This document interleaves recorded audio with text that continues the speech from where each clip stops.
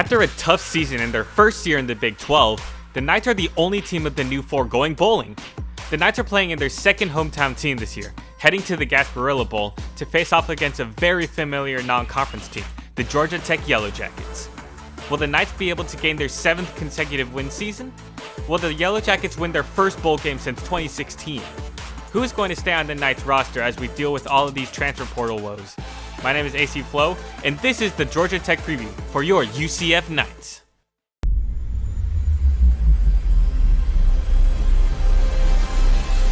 This season, a new era dawns upon us. From humble beginnings to national prominence. Unbeaten, 13-0.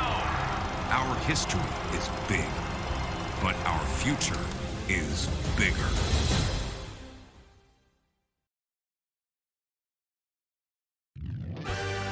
After securing their bowl game bid with the win over Houston, the Knights were left wondering where and who they would challenge for one last game this season.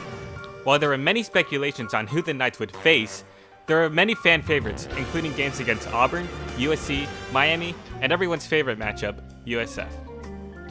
Once Selection Day arrived, however, the narrative was very confusing due to outside forces including the CFP and the ACC's Conference Championship, FSU. While there are different sides to the argument on if FSU should have made the playoff, the CFP's decision had an inverse effect on the ACC teams underneath the Noles. When it came to UCF's anticipated matchup, the Knights were actually supposed to play 7-5 Duke, sparking a rematch against the Blue Devils that had the Knights lose to them just a year prior. However, due to the ACC's decision to finally budge, the Knights were left playing the slightly better 6-6 Yellow Jackets. The Knights have played the Yellow Jackets 5 times, going 2-3 against Georgia Tech. The Knights won their 2 most recent matchups, defeating Georgia Tech 27-10 just last year. This is actually the second most recent team UCF has faced this season. While both teams' situations are different, there is excitement for both sides going into this game. The Knights are looking to keep their consecutive winning season streak, which has been going on since their explosive 2017 season. Georgia Tech, on the other hand, has not been very fortunate, with their last positive season occurring back in 2018. With reasons to fight on both sides, this should make a great game on Friday. The Knights managed to secure a bowl game after defeating Houston 27-10 at the end of November.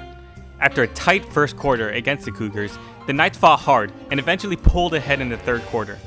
What really sealed the deal for this game was that the Knights' defense didn't falter, only allowing 1 field goal to get through from the Cougars, sealing the deal and winning the game that would result in Houston head coach Dana Holgorsen getting fired. For one final time this season, let's review our Knights and see what they have against Georgia Tech. Plumlee played his best game this season in terms of completion rate. While only missing 4 of his 27 pass attempts, Plumlee threw for 253 yards and a touchdown, probably producing his best passing game in his career. To add on to his great passing game, Plumlee added 58 yards on the ground for an extra touchdown. RV continues to be the GOAT on the ground, rushing for 136 yards and making 2 touchdowns off 21 carries, including an explosive 32-yard play in the first quarter. Barring some missed field goals, the Knights only had 2 drives that didn't result in a touchdown or a chance for points. 4 receivers caught for 40-plus yards, while Harvey and Plumlee led the offense on the ground. As opposed to the 5-loss streak, the Knights D acted as a stone wall, only allowing 1 touchdown and 2 field goals throughout the game. After a rough start in the first quarter, the Knights stopped 5 Houston drives, causing an interception and 2 turnovers on downs. Boomer seemingly spent all of his good points in the game against Boise State earlier in the season, because he has not really performed the same since. Boomer missed both of his field goals this game, while also missing 1 of his extra points. Of the last 4 games, he has only made 2 out of 6 field goals. The Yellow Jackets have experienced a very on and off season, with its longest win or loss streak being a 2-win streak against number 17 UNC and Virginia. Georgia Tech's strength of schedule was definitely commendable, defeating 2 number 17 ranked teams while losing to 2 ranked teams throughout the year. Looking at their season, I think it's fair to say that they are very even, which reflects their win-loss record. After the season, their offense ranks 31st in the nation, while their defense ranks 121st, basically replicating a slightly worse version of UCF on paper. GIT's QB1, Haynes King, is a serious threat for the Knights defense. Resembling a great dual threat quarterback, he has passed for 2,755 yards and rushed for 648 for 35 touchdowns and 15 interceptions. He has 4 main targets who have completed for 300 plus yards, with wide receiver Eric Singleton Jr. breaking the 700 plus yard mark in receiving. On the ground, Tech has 3 players going over 400 yards, with running back Jamal Haynes almost breaking the 1,000-yard marker. On the defensive side, there has been 4 players who have committed 60 plus tackles, with Kyle Efford making 72 total tackles. On the interception side of things, defensive back Jalen King has made 4 interceptions on top of his 63 total tackles.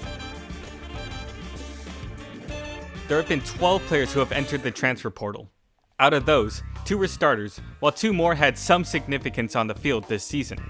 The most notable players who have left are cornerback Corey Thornton and offensive lineman / center Drake Metcalf. We will most likely not see these players on the field on Friday. Including these players, there are 33 seniors who are also graduating. Some may not play against the Yellow Jackets, while most will not make an appearance next year. Going off paper alone, there is no reason why UCF should lose this game. They are quite literally better than Georgia Tech in every single offensive and defensive category, and the power of our rush offense should annihilate the 3rd worst rush defense in the country. However, college football isn't predictable, and paper often seems like it's just an illusion come game day. I mean, just look at our crushing defeat over Oklahoma State, who has the best running back in the nation. If the transfer portal doesn't gouge out the Knights in the next couple of days, and they play like they had the last 4 games, then I see the Knights winning their 3rd Gasparilla Bowl, and end the season with a positive win record. Thank you for watching, have a great weekend, and be sure to subscribe. Go Knights and charge on!